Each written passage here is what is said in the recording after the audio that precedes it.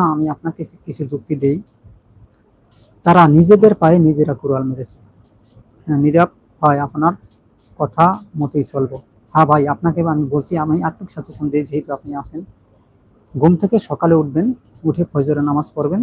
নামাজ পড়ার পর আর ঘুমাবেন না। ওই সময় থেকে আপনি 9টা পর্যন্ত পড়বেন। আপনি রাত্রে পর্যন্ত কম পড়বেন, অর্থাৎ 8টা পর্যন্ত পড়বেন।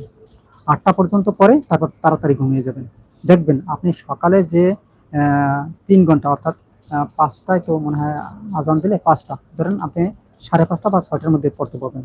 5:30 বা 6টা, 6টা, 7টা, 8টা, 9টা, এই 3 ঘন্টায় পড়বেন। অর্থাৎ আপনি সারাদিন যত লেখাপড়া করবেন, অর্থাৎ 12 ঘন্টার পর আপনি 3 ঘন্টায় মুখস্থ হবে। এটা আপনার জন্য সাজেশন, বেশি না। আপনি 1 মাস এরকম পরে দেখেন, যদি আপনি ক্লাসের ভিতর ফার্স্ট না হন, তাহলে আমি কথা দিলাম, ঠিক আছে, আপনি যা বলবেন আমি তাই শুনবো।